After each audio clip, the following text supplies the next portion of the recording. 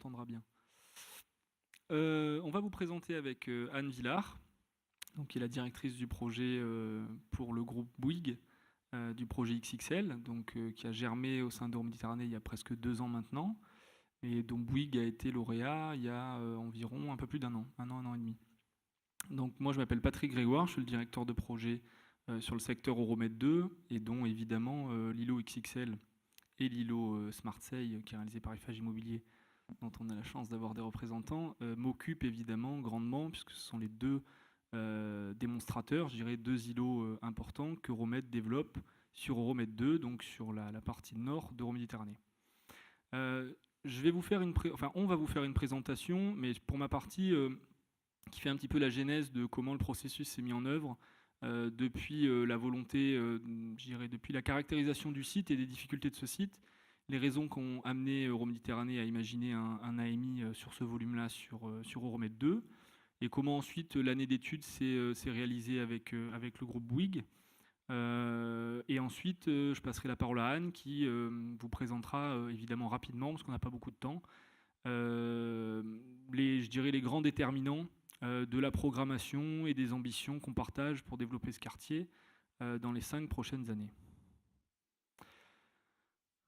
Alors je vais démarrer par les grands déterminants d'Euromed 2, dont j'imagine certains connaissent déjà les grandes lignes. Alors évidemment, on a sur ce territoire très vaste qui fait 170 hectares, donc qui a été étendu du périmètre originel d'Euroméditerranée, donc sur le nord de Marseille, secteur évidemment très difficile, avec des déterminants urbains nouveaux, notamment la volonté de créer un vaste parc urbain de 14 hectares, donc sur le vallon aujourd'hui du ruisseau des Égalades, dont les premiers coups de pioche vont démarrer par le sud en fait, de ce parc qu'on a subdivisé, qu'on a appelé parc Bougainville, dont la livraison, je crois, est prévue à horizon 4 ans, l'équipe de maîtrise d'œuvre ayant été nommée.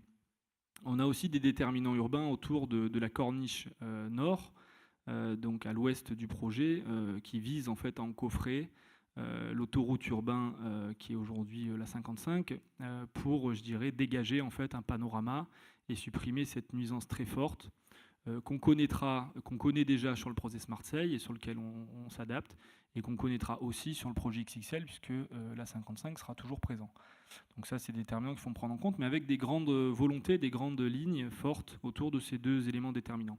Et évidemment, un remaillage urbain complet, puisqu'aujourd'hui, on est sur un territoire qui est majoritairement composé soit de friches industrielles, soit d'activités plutôt industrielles ou artisanales, sur des zones très importantes, très peu denses, et avec quasiment aucun maillage urbain, et une logique un petit peu de délaissement aujourd'hui de ces territoires-là par la collectivité, très peu de population, parce que sur l'intégralité du périmètre des 170 hectares, qui touche quand même le périmètre d'Euroméditerranée 1, on a 3000 habitants, donc vous imaginez un petit peu la densité, principalement localisée dans le village des Crottes. Donc voilà pour les grands déterminants.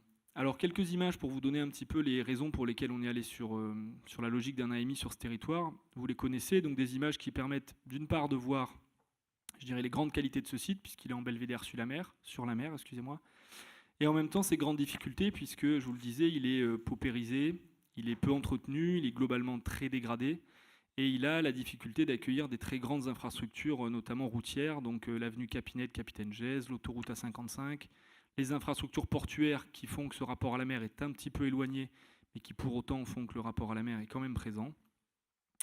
Et qui font, oui, ce qui est assez rigolo, de voir l'homme qui attend son bus effectivement dans ce secteur-là aujourd'hui, on peut considérer que c'est relativement pas très urbain comme territoire. Donc là, c'est une photo qui illustre bien ces frontières territoriales, le mur qui nous sépare du faisceau ferré SNCF, j'en ai pas parlé, effectivement des fractures aussi énormes liées au faisceau ferré, notamment le faisceau du Canet au niveau du futur parc des Égalades, séparation mur, séparation autoroute A55 et séparation port, on voit les grands hangars portuaires.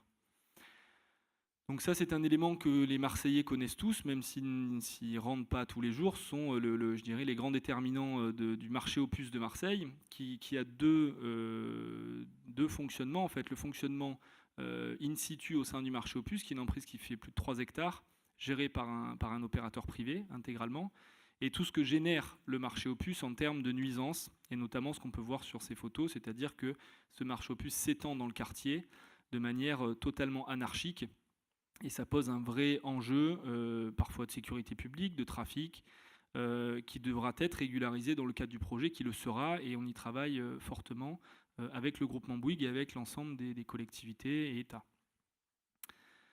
Donc c'est un petit peu sur ces considérations-là et je dirais sur l'idée de faire naître sur Euroméditerranée 2, sur ce périmètre-là, non pas un travail dans la continuité d'Euromed 1, ce qui aurait pu être un pari,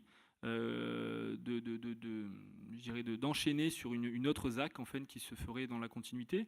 L'idée a été de faire ce saut territorial qui vient évidemment en continuité, enfin en tout cas de l'autre côté du boulevard Allard, de l'îlot Smartseil, qui avait été lancé par FH Immobilier avec Euroméditerranée en avance de phase, dans la logique donc d'avoir une masse critique qui permette de traiter des problématiques urbaines qu'aujourd'hui les aménageurs traitaient seuls de leur côté, dans des équations économiques complexes, et sur lesquelles, dans une maille beaucoup plus importante, on souhaitait avoir un partenaire privé qui puisse réfléchir avec nous, comme Laure Agnès Karadec l'a dit tout à l'heure, sur toutes les problématiques d'usage, de développement économique et de fonctionnement de la ville de demain.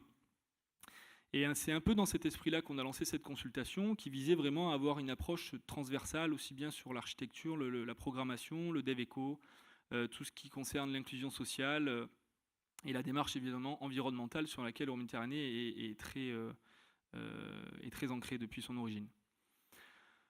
Donc les caractéristiques de cet îlot, donc on a effectivement le marché opus dont je viens de parler, et ensuite on a une programmation qui se développe donc sur un périmètre qui est assez vaste, puisqu'il fait 14 hectares, une programmation cible qui est de 250 000 m², mais qui en même temps a une localisation de très très grande qualité, puisqu'aujourd'hui le niveau de desserte de ce secteur-là est exceptionnel. On a effectivement l'avenue Capinel, Capitaine Gesse qui va rejoindre la L2, donc la partie est de Marseille, et on a la 7 qui est effectivement aussi à quelques encablures, et la 55.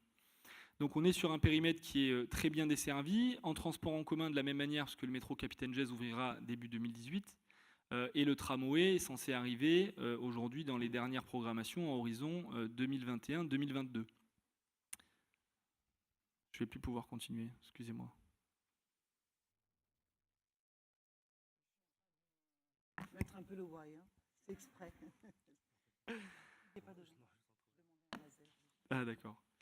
Donc voilà sur les considérations. Donc la programmation, j'en ai parlé. Évidemment là-dedans, la particularité, puisqu'on est évidemment sur une ZAC tout à fait classique, il y a un programme des équipements publics, et donc on a aussi à travailler, donc d'une part en partenariat bilatéral Bouygues Euroméditerranée, mais évidemment énormément avec les collectivités, notamment sur la question des groupes scolaires, des crèches, etc. Et des grands équipements métropolitains. Donc les grandes ambitions, je les ai grosso modo développées tout à l'heure. Effectivement, développer un écoquartier de cœur de métropole. L'idée étant un petit peu maintenant dans ce qui se dessine comme la nouvelle porte d'entrée nord de Marseille, notamment dans l'agenda mobilité que le président de la métropole a déployé. Effectivement, Capitaine Gesse, le nord d'Euroméditerranée 2, deviendra en fait la nouvelle porte d'entrée de Marseille. Aujourd'hui, on se sent rentrer dans Marseille, aujourd'hui, quand on passe la tour CMA-CGM. Demain, l'idée du projet, c'est que quand on arrivera par l'autoroute A55, on se sentira rentrer dans Marseille quand on rentrera au niveau du marché opus, dans ce secteur-là, dans le secteur d'XXL, dans le secteur de Smartseil. Donc ça, c'est un enjeu effectivement majeur de développement massif et rapide de ce quartier, pour que rapidement, on ait la sensation qu'on arrive en ville et que d'un secteur très peu urbanisé, avec très peu d'aménagement, et très peu de logements, très peu d'habitants, on passe assez rapidement à une masse critique importante. Ça va déjà être le cas avec, voilà, on a près de 60 000 m² qui se développent sur Smartseil, donc on a déjà des flux totalement nouveaux qui se créent sur Smartseil avec des occupants bureaux, notamment de la ville, avec des occupants de différents bureaux d'ingénierie, dont d'ailleurs Eiffage va inaugurer son siège dans quelques semaines ou mois maintenant, ça doit être semaines peut-être. Des enjeux d'engager rapidement la ZAC littorale, des enjeux de force de développement durable, une logique aussi de coordonner ça avec le noyau villageois des Crottes, parce que quand on développe des opérations urbaines comme ça sur des secteurs très compliqués, anciennes friches, etc., la question de faire greffe sur les tissus villageois et les tissus urbanisés existants est un véritable enjeu.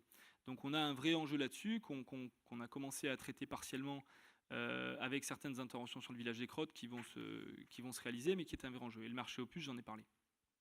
Enfin, je vais en parler, mais je vais quand même le préciser, même si on n'est pas nombreux, je pense à peu près tous avertis dans la salle, que le marché opus ne va pas disparaître. C'est important de le redire, puisque c'est quand même quelque chose dans l'inconscient collectif qui est assez marqué quand j'en discute avec des non-sachants de l'urbanisme marseillais. Donc évidemment qu'il ne va pas disparaître, évidemment qu'on a différents scénarios d'évolution, qu'on souhaite que celui-ci retrouve, je dirais, une condition de fonctionnement qui soit beaucoup plus normalisée en termes d'hygiène, en termes de sécurité, etc. Mais que cela passe par un partenariat aujourd'hui avec un propriétaire privé, dans lequel on essaie d'envisager un partenariat avec lui, et que différents scénarios sont envisagés, dont je pense on aura des résultats assez précis dans les mois qui viennent.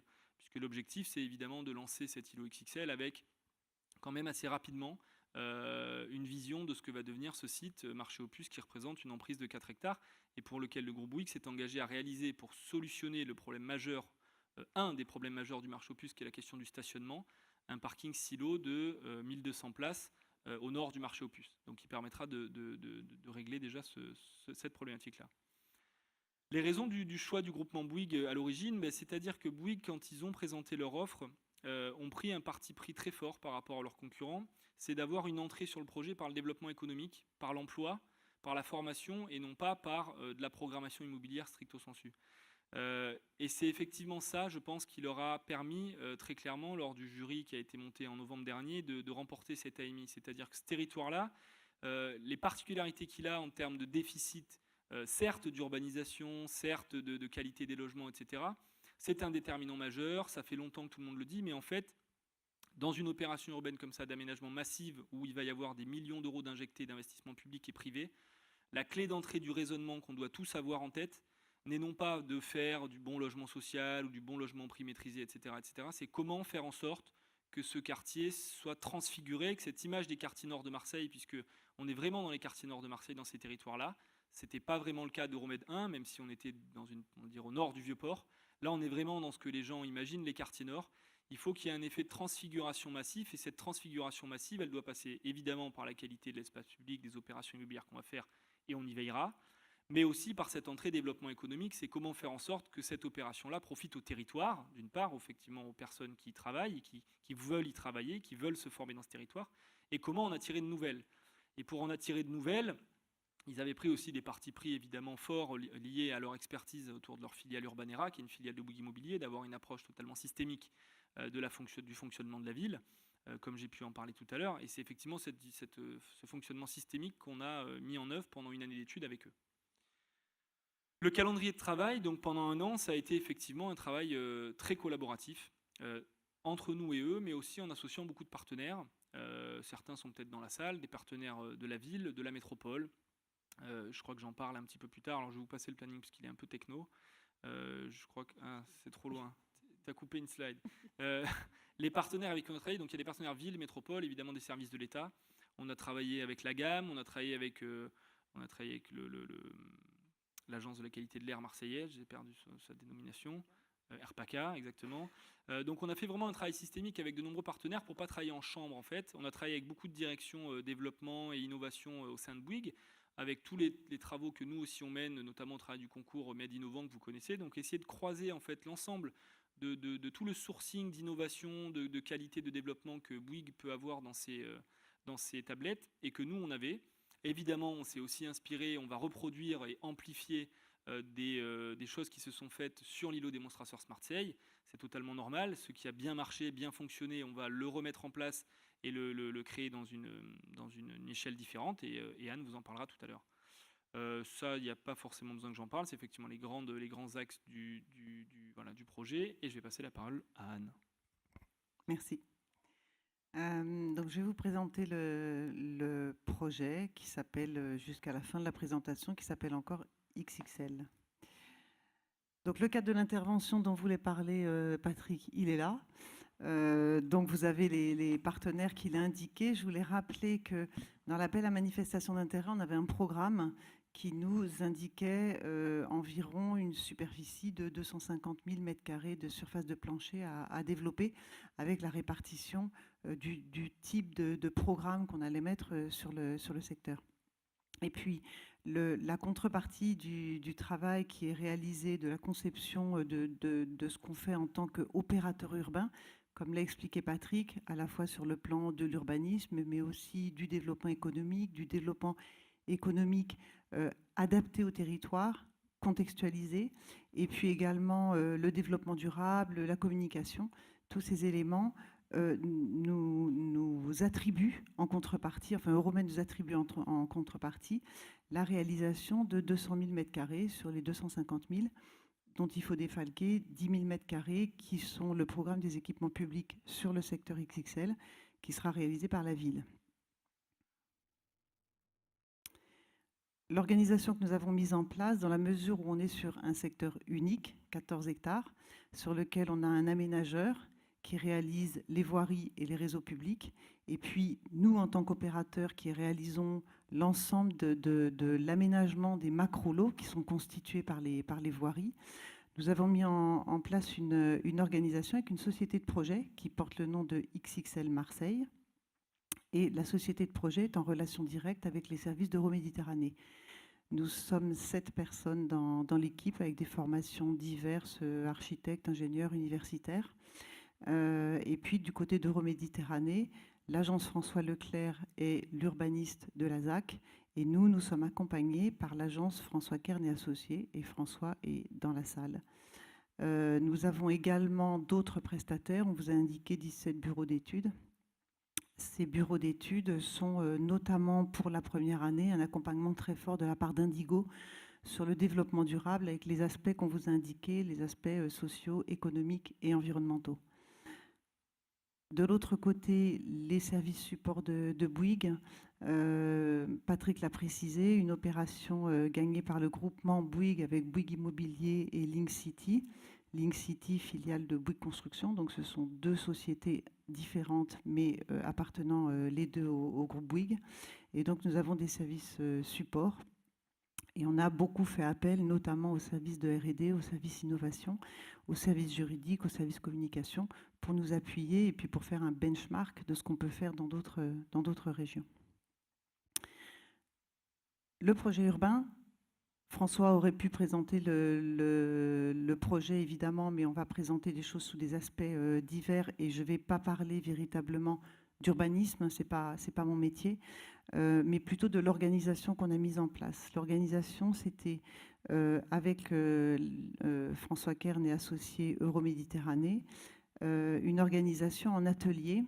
Donc on a fait ce qu'on a appelé des tempêtes de cerveau, pour éviter de dire brainstorming, avec François Leclerc pour s'assurer que ce qu'on mettait en place entre les voiries, le domaine public et les parties privées allait bien fonctionner en cohérence. Ensuite, il y a eu des ateliers de programmation avec les futurs promoteurs du quartier, donc Bouygues Immobilier et Link City. Ensuite, des ateliers plus techniques. On a pris l'engagement de réaliser la dépollution.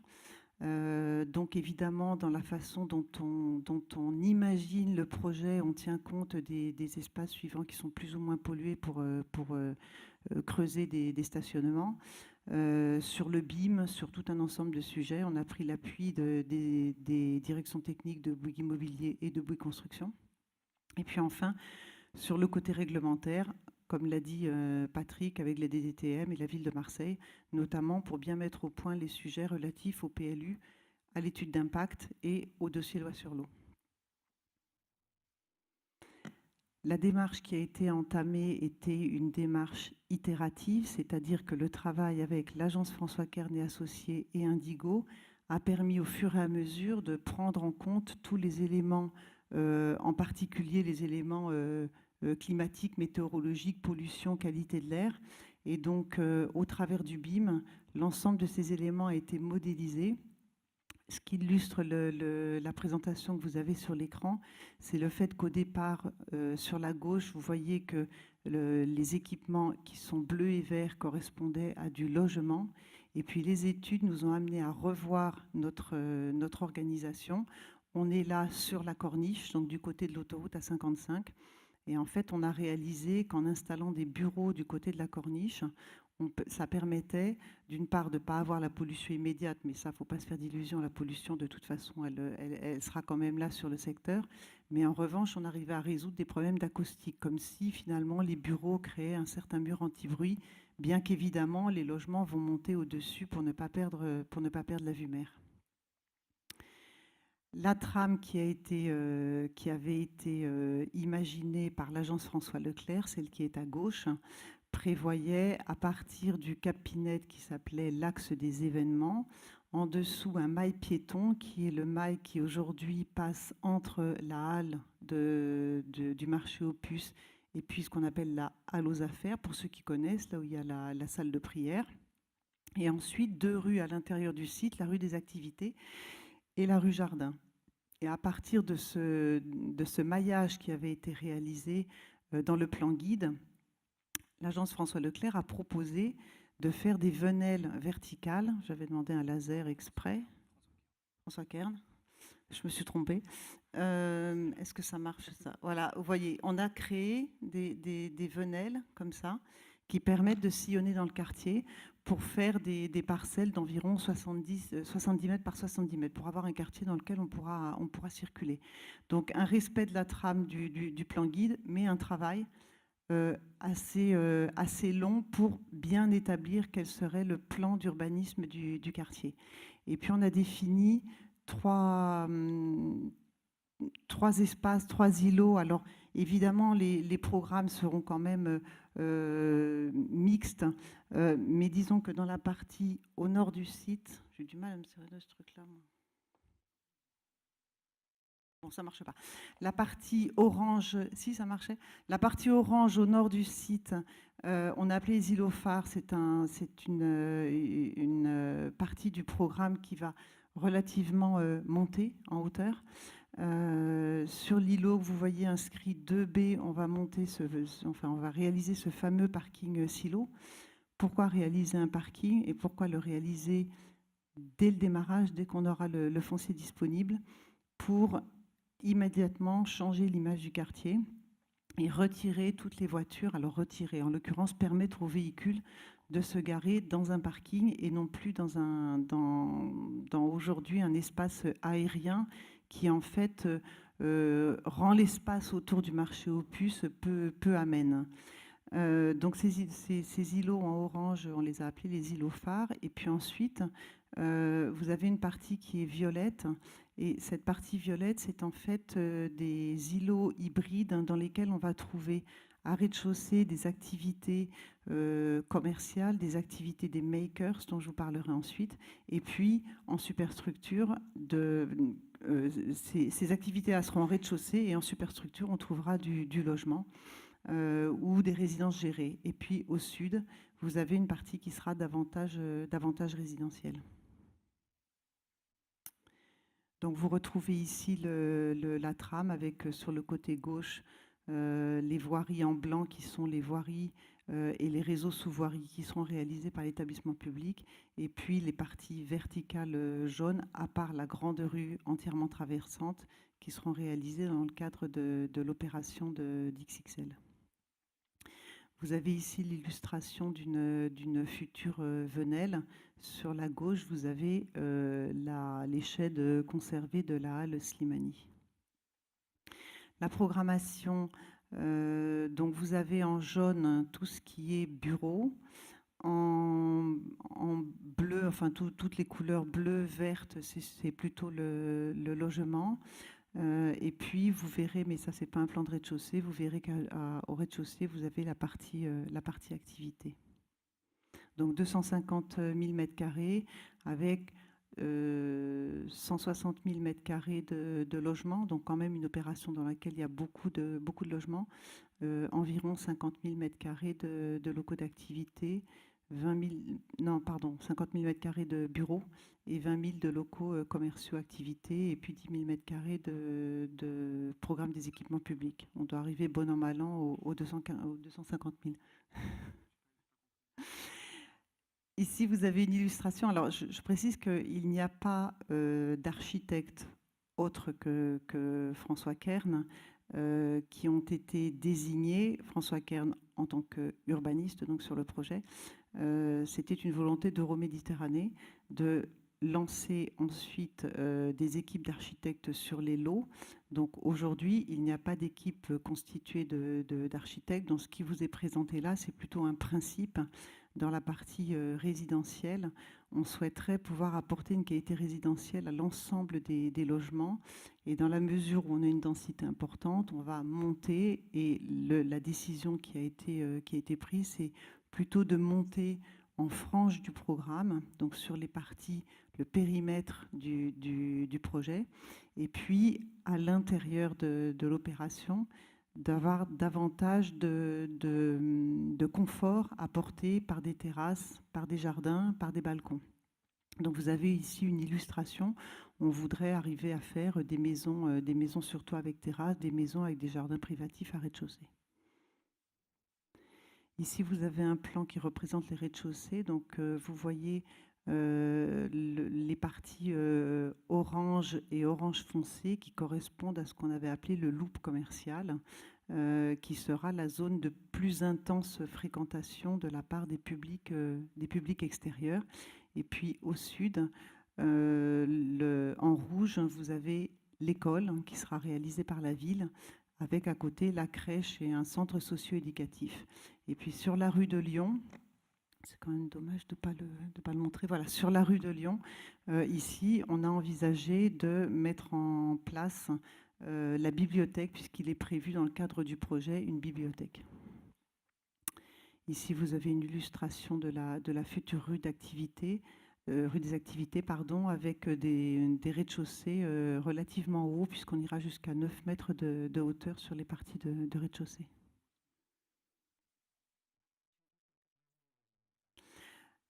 Et ensuite, les équipements publics, je vous en ai déjà parlé. À l'entrée du quartier, on a souhaité, quand on arrive depuis la station de métro du Capitaine Gèze, on a souhaité créer une place. Alors on va la voir si tu veux bien regarder, montrer. Donc quand on viendra depuis le pôle Gèze, on a imaginé une place qui permette une entrée dans le quartier, qu'on ne rentre pas dans le quartier par une voie refermée. Et donc vous la voyez ici sur cette perspective. Et ce que vous voyez également, c'est que la façade, c'est évidemment pour le coup pas du tout une façade qui a été dessinée par l'architecte en reprenant des éléments plus anciens. C'est le maintien de certains éléments du patrimoine. Le quartier n'en est pas chargé, il n'y a pas beaucoup d'éléments du patrimoine, mais on a un passé industriel qu'on souhaite conserver. Et donc, l'agence François Kern et Associés a fait une étude sensible sur le patrimoine en cherchant ce qu'on pouvait conserver pour ne pas créer un quartier qui demain sortira de terre comme un champignon, mais qui sera plutôt rattaché à son passé. Donc vous avez la halle des antiquaires que tout le monde connaît, enfin que beaucoup de gens connaissent, la grande halle alimentaire, et puis ce que vous voyez, donc les sheds de Slimani, qui seront en partie coupés, puisqu'il y a une rue qui passe au travers des sheds, mais on en conservera une partie. Et puis la partie qu'on vous a montrée juste précédemment ici, qui est juste une façade, et qui pourrait être la façade de la future bibliothèque du quartier. Cette image illustre ensuite le projet complet, donc sur les 14 hectares. Je le répète, pas de dessin d'architecture, hein, donc c'est pas... on ne voulait pas mettre des blocs tout blancs parce que ça donnait assez peu l'image de ce que sera le quartier. Mais bien évidemment, la part va être laissée aux architectes avec des contraintes qui seront fixées par l'EPAM et par l'équipe XXL sur les fiches de l'eau. Mais évidemment, il va y avoir une expression architecturale derrière qui va apporter au quartier sa véritable allure finale. Le deuxième volet que je voulais évoquer avec vous, je ne vous parlerai pas de développement durable, je pense que ce n'était pas trop le sujet ici, mais cela dit, en termes de développement durable, on a été très très attaché, comme l'a dit Patrick tout à l'heure, à travailler sur la partie économique du projet, qu'est-ce qu'on allait apporter au quartier, et surtout comment on allait bien s'intégrer dans un quartier avec une population relativement paupérisée, un quartier très attaché au côté bricoleur, artisanal, ce qui illustre parfaitement un certain nombre de secteurs du marché aux puces. Et donc, on a souhaité dès le départ installer les makers.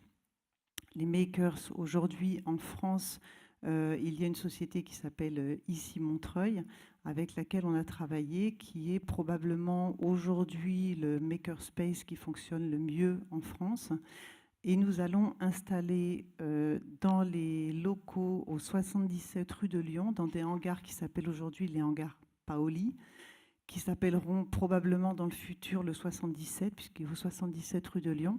Et nous allons installer dans ces hangars qui se prêtent particulièrement à ce type d'activité, la société Ici Marseille, en créant le plus grand makerspace de France, puisqu'on se développe sur 3600 mètres carrés, avec des activités de coworking, avec des Fab Labs, avec des charpentiers de marine qui viendront faire de la réparation de bateaux, tout un ensemble d'activités qui permettront d'apporter au quartier à la fois un commencement de développement économique différent de ce qu'on a sur le site, mais qui s'intégrera et on espère, comme le dit Hugues Parent, que ça va champignonner, qu'au fur et à mesure, on va avoir d'autres activités qui vont venir s'associer sur cet espace.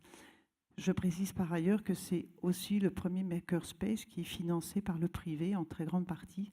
Les autres subventions obtenues par Ici Marseille sont celles de la Caisse des dépôts au titre de la Grande École du numérique, puisqu'on fera également de la formation pour amener la population locale à être davantage formée et ne pas forcément apporter des employés qualifiés de l'extérieur, mais essayer d'augmenter déjà dans le quartier le niveau de formation des gens qui y habitent. Et puis ensuite, on voudrait que depuis cet espace Paoli, que vous voyez en bleu sur l'illustration, on voudrait essaimer dans tout le quartier pour ensuite venir dans la rue des activités, apporter ces activités des makers. Un autre point qu'on développe qui a déjà été mis en place notamment sur Smartseille et sans doute dans d'autres programmes d'aménagement en France et ailleurs, c'est une conciergerie. On prévoit un espace de 500 mètres carrés. Je ne vais pas vous détailler la conciergerie. Je pense que vous savez aujourd'hui ce que représente dans un quartier une conciergerie.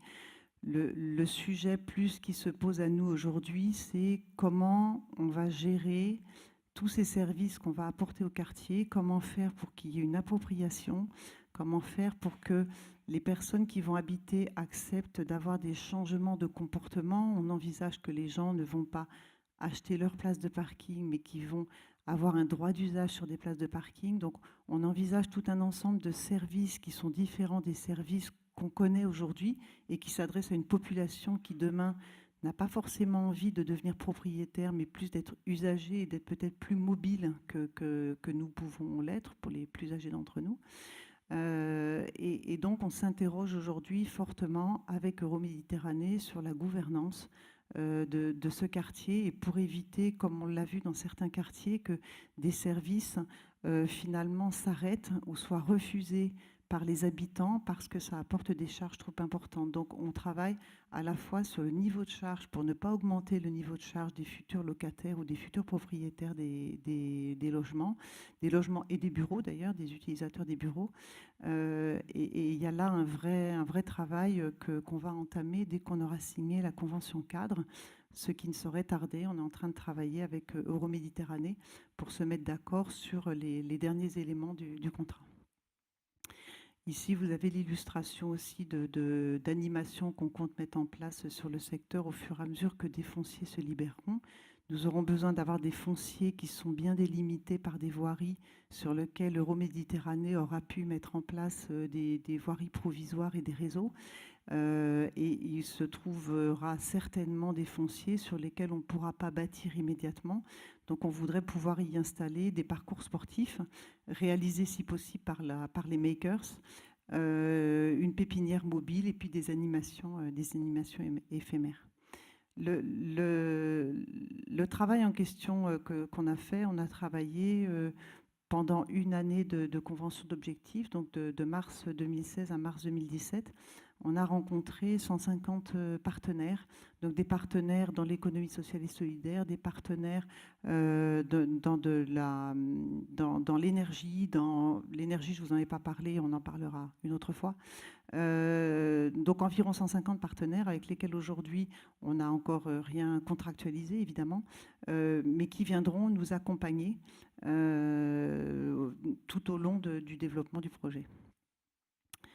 Et pour finir, donc le nom du projet qui a été validé à la fois par la présidente et par le directeur général d'Euroméditerranée. Le projet s'appellera Les Fabriques. On avait évoqué à une époque Tréma, et puis finalement Tréma n'a pas suscité l'adhésion de tout le monde, donc vous oubliez totalement Tréma. Le projet va s'appeler Les Fabriques et vous en entendrez parler pendant encore quelques années.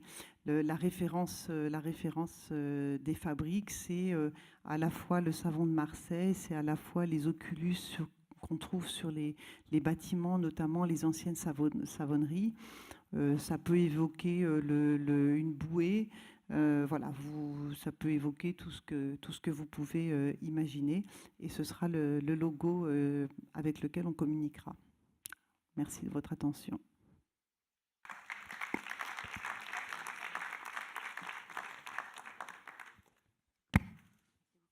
Exactement. On va éventuellement répondre à vos questions si vous en avez, si on a été incomplet. On vous laisse. On vous a endormi. Est-ce qu'il y a un micro qui se balade? Oui. Oui, il y a un micro. Il y a Madame en haut qui a un micro.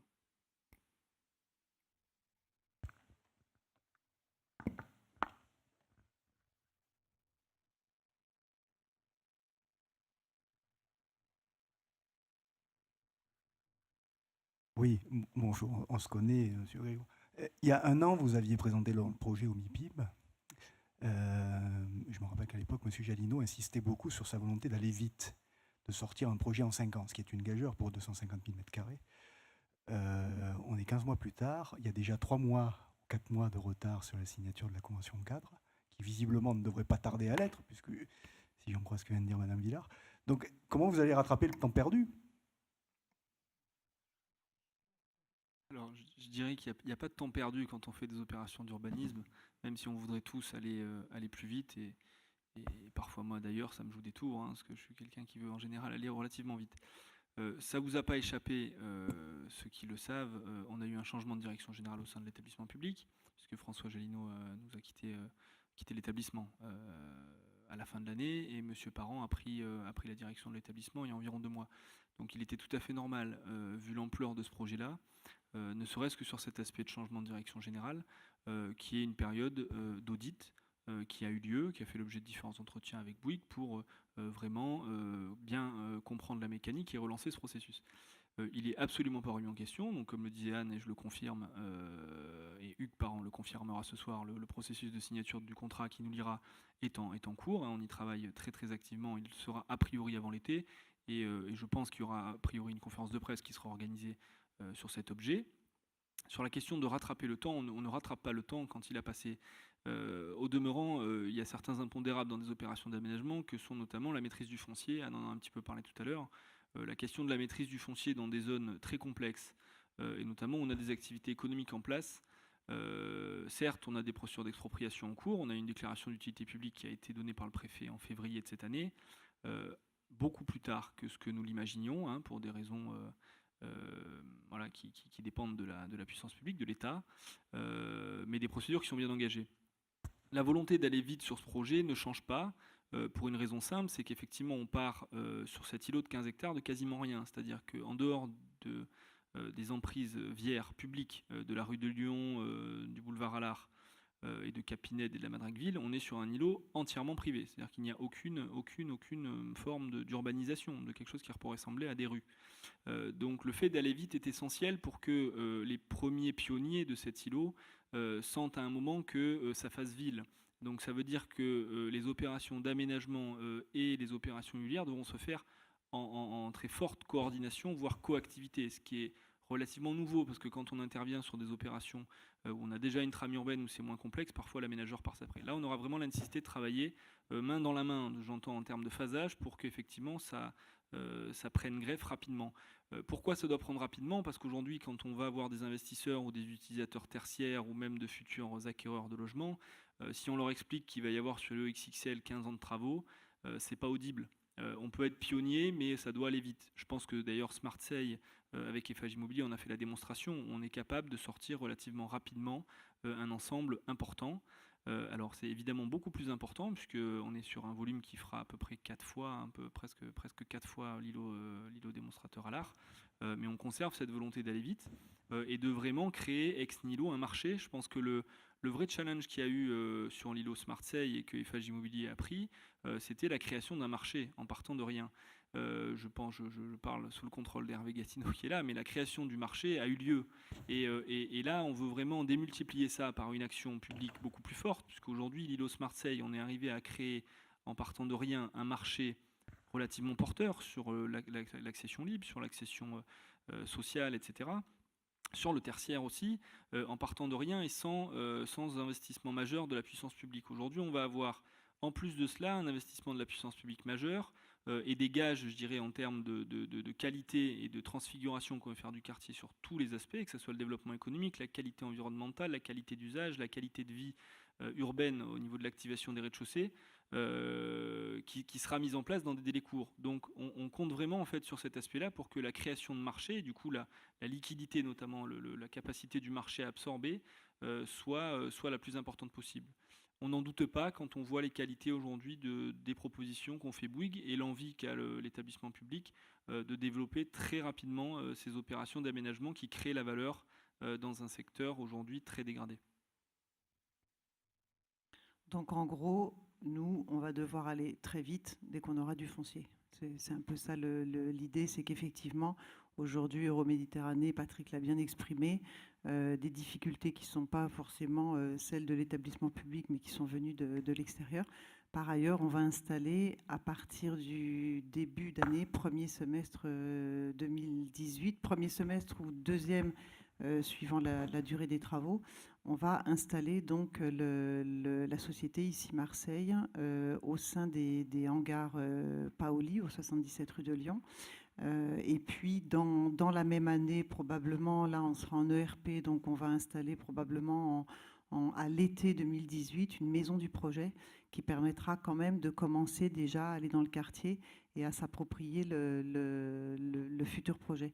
On ne peut pas communiquer trop tôt, on ne peut pas démarrer trop vite tant qu'on n'a pas, comme l'a dit Patrick, tant qu'on n'a pas une visibilité suffisante pour attirer des investisseurs. Les investisseurs, ils viendront quand ils s'assureront qu'il y a effectivement un projet. On a ce sujet que j'ai évoqué tout à l'heure du parking silo, du marché aux puces. Il faut absolument conserver ce marché, mais en améliorer l'attractivité. Donc c'est ce à quoi on s'emploie.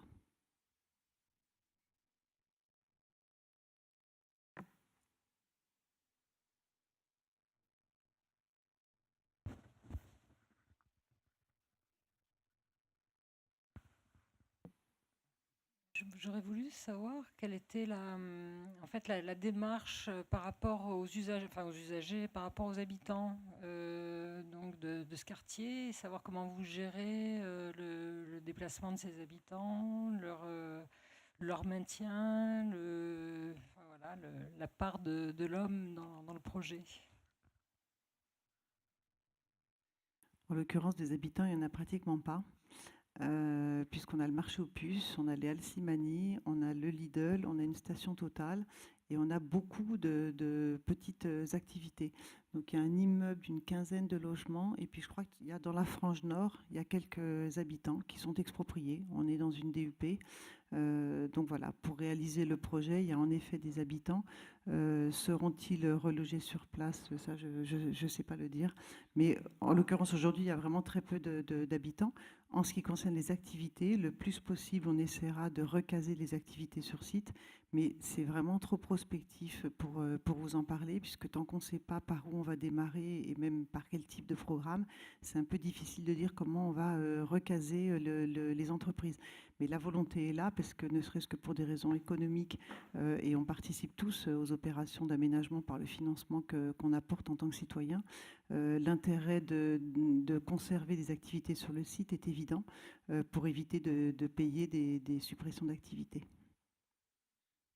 Sur l'aspect relogement, donc bien évidemment que quand l'établissement public exproprie, il y a systématiquement déjà relogement avec enquête sociale et accompagnement dans le parc social, qui prend le temps nécessaire à reloger l'ensemble des familles.